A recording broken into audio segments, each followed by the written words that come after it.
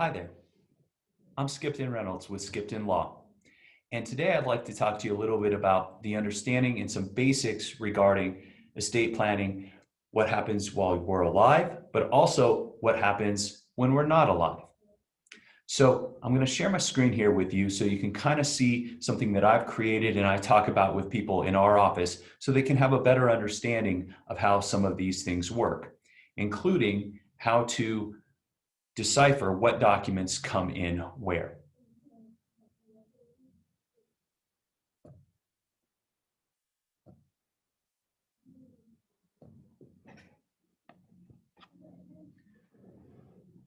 So hopefully you can see my screen here. And what I'm going to do is I'm going to draw a T-chart.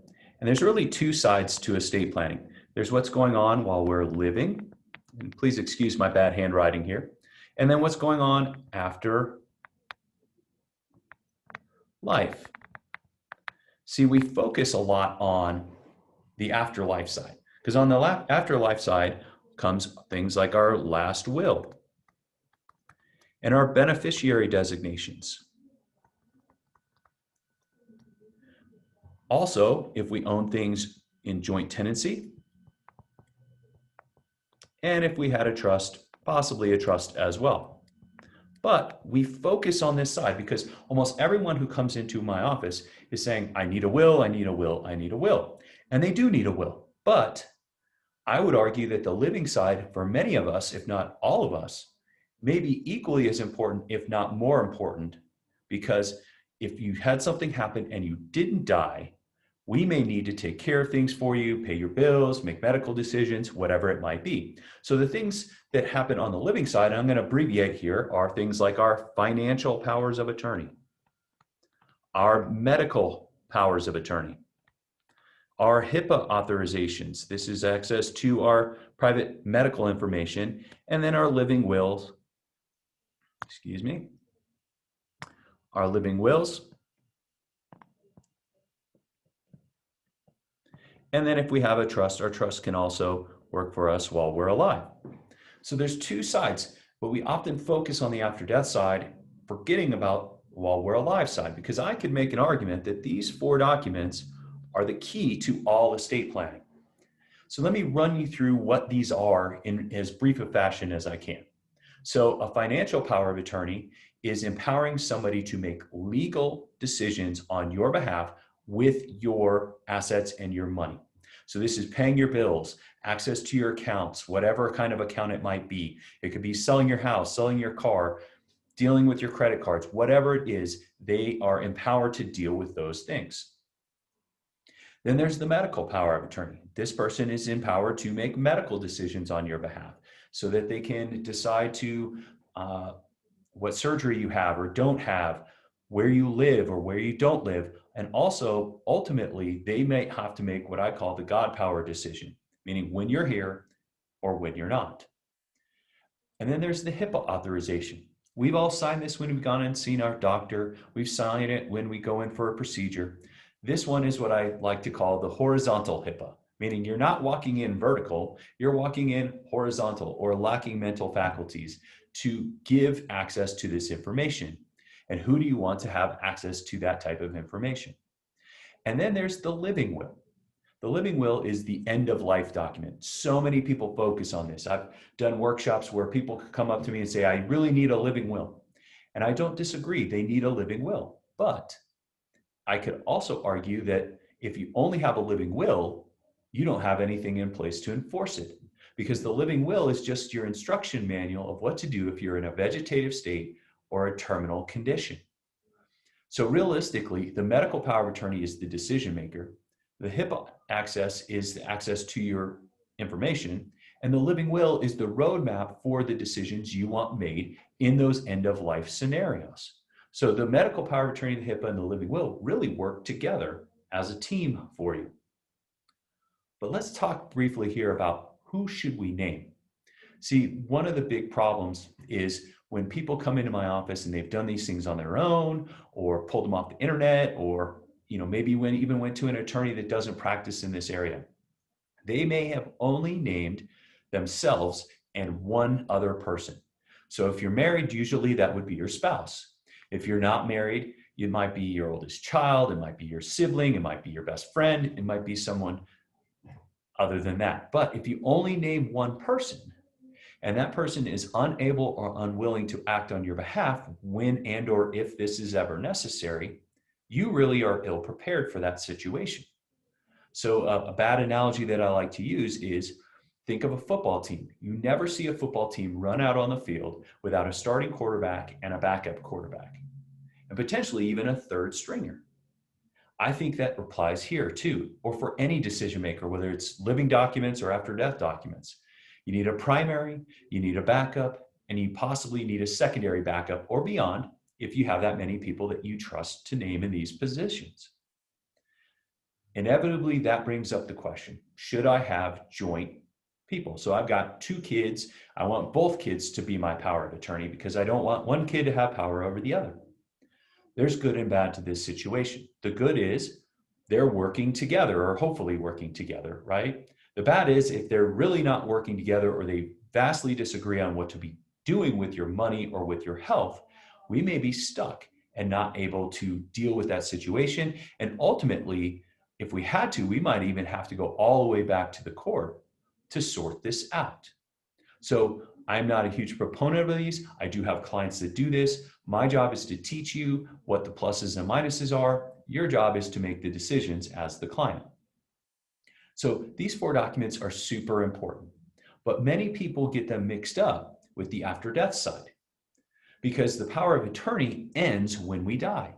So no longer can you pay your parents' bills as the power of attorney once they've passed away. Now we've crossed over the line, and now we're looking at things like our last will and testament, our beneficiary designations. Do we own something with what we call joint tenancy with right of survivorship?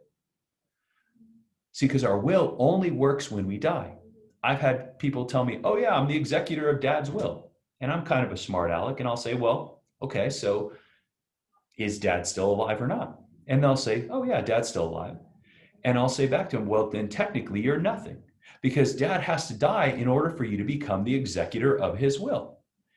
In theory, he could come into an office like ours and change that tomorrow and make you no longer that executor of his will. And beneficiaries, same thing. Many people say, oh, I'm the beneficiary of this account. But you got to remember when the beneficiary designation actually comes into play. It only happens and only becomes solidified at death. Because just like the will, it can be amended and changed at any point during life if the person has the faculties to do it. So you got to remember these things only happen after death. And then going back to the will, many people have the false thinking that, oh, I've got a will, I've avoided probate. Not necessarily, right? Because if you have an asset that in Colorado in the year 2021 is worth more than $70,000, when you add it all together, all the bank accounts or whatever, or as a piece of real estate, you will have to go through probate regardless of whether you have a will or not. But what the will does there is it answers the question that probate's trying to answer. Because probate's trying to figure out who's in control of the estate and who gets it. Well, the 2 main parts of a will for all of us that don't have minor children are who's in charge of the estate and who gets it. If you've got minor children, the third thing that it does is it says who's the guardian for those minor children. But it doesn't negate the probate process. It just simplifies it because it answers the questions. See, because if you don't have a will, now I don't know who's in charge of your estate, and depending on the circumstances, we may not even know who the beneficiaries are. Then there's joint ownership, right?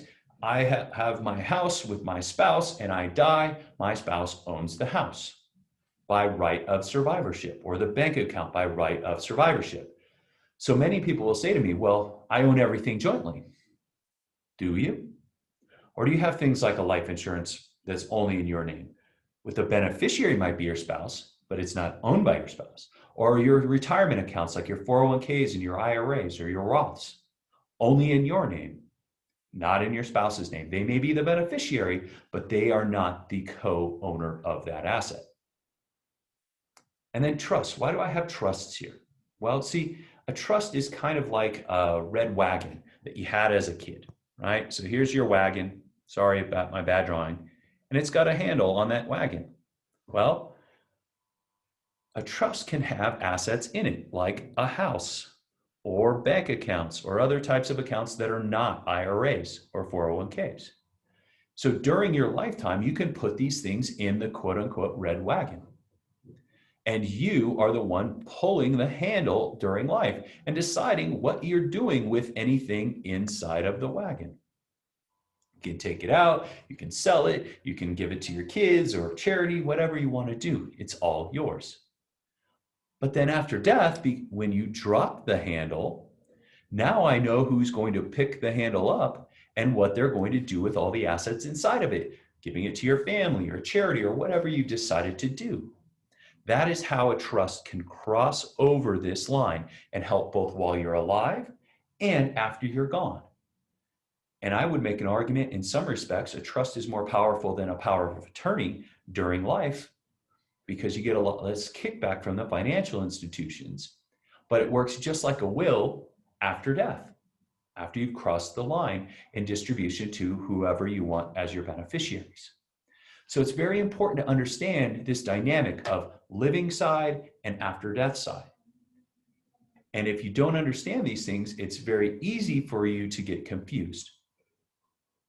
So hopefully this helped solidify some things in your mind. Please tune in. I'm going to be doing other video blogs such as this, talking about other topics. In particular, I'm going to talk about beneficiary designations and probate and how it works with wills and trusts. So stick around and look forward to more of these things. If you'd like to go to our website and find out more about our firm, you can go to www.skiptonlaw.com. We do free workshops twice a month. If you'd like to attend one of those, you're welcome to sign up there on the website or call our office at 720-440-2774, and we'll get you signed up for that workshop. Let us be your guide to successful estate planning. Look forward to seeing you soon, folks. Take care.